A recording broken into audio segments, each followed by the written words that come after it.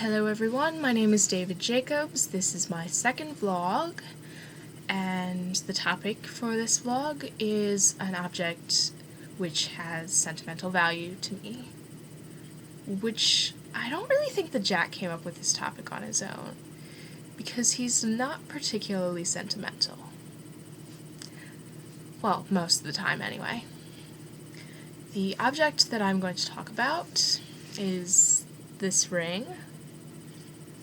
It's an ace ring, and for those of you unfamiliar with the asexual community, there is a tradition of wearing a black ring on the middle finger of your right hand, like so. And, well, I actually wasn't going to get myself an ace ring because I just didn't feel like I needed it. At the time when I realized I was asexual, I was very much trying not to stand out at all. I just wanted to be the person that everyone forgets is there, because that's better than being the person that everybody hates, or the person that everybody picks on. Because I was both of those, and that sucked. So, anyway, at that point of my high school career, I was just trying not to be noticed at all.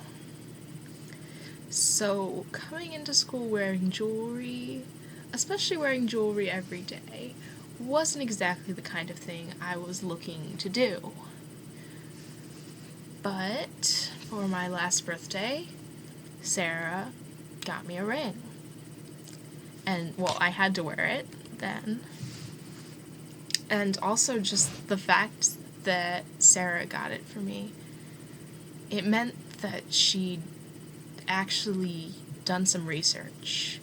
Because when I told my family, I didn't really tell them anything.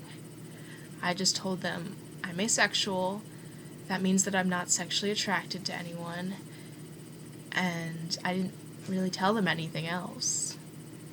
I think Les had a couple questions, and I answered those.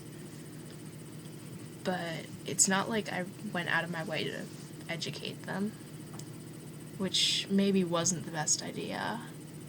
But I was 15 at the time. Anyway, so yeah, Sarah bought me a ring. So that's pretty special, that she cared enough for me to go out and look up all this stuff. And she understood how much it meant to me that she got me a ring. And what's even more exciting about it, I don't know if you can really see because my webcam isn't the best, but it's not just a black ring. It's a black version of the One Ring from Tolkien's Lord of the Rings series. And if you know me, you know that I am very much a fan of Lord of the Rings. So that's pretty exciting. I very much like the fact that I get to wear the One Ring around every single day. Also, it's a wonderful reminder that asexuality is basically invisible. So when I'm wearing this ring, I am invisible for two reasons. At least I can laugh about it.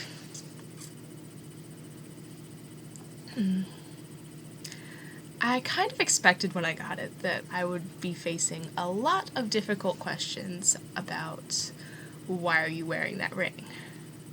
But actually only about 3 people have asked me about it at all, which is a wonderful lesson in how much people just don't care.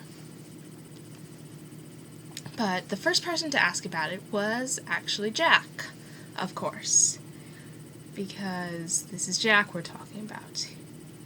He asked me about it 3 days into our partnership, and I told him everything. I kind of expected him to hate me after that, or at least to be weirded out or something. But nope. He just said, okay, that's cool, and moved on with his life. And yeah, so that was nice.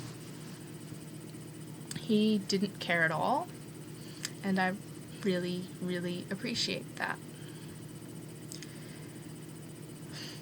And actually, the next time I was over at his house, I borrowed his computer and I found a bunch of search terms relating to asexuality in his internet history. I may have been snooping around a little bit. But, yeah. So yeah, Jack, you're watching this, aren't you? I was snooping around in your internet history when I first met you. I'm sorry. I don't really regret it. You would have done the same thing to me. And anyway, the second person to ask about the ring was a girl in my English class, and she was very into Lord of the Rings, which I can sympathize with because I am also very into Lord of the Rings. But she just wanted to know why it was black instead of gold. And I actually told her that it was because the contrast looked better. Because there were... when you're in school, there are always people listening. And that was not really the kind of thing I wanted out there. And I kind of regret it. But as mentioned, I'm really try and stay off the radar as much as possible at school. So there was that. And the third person to ask me about it was Mush. And she basically just, well, she didn't really ask about me. She just said, oh, hey, nice ring. And that was that. So, yeah. That's the history of this ring.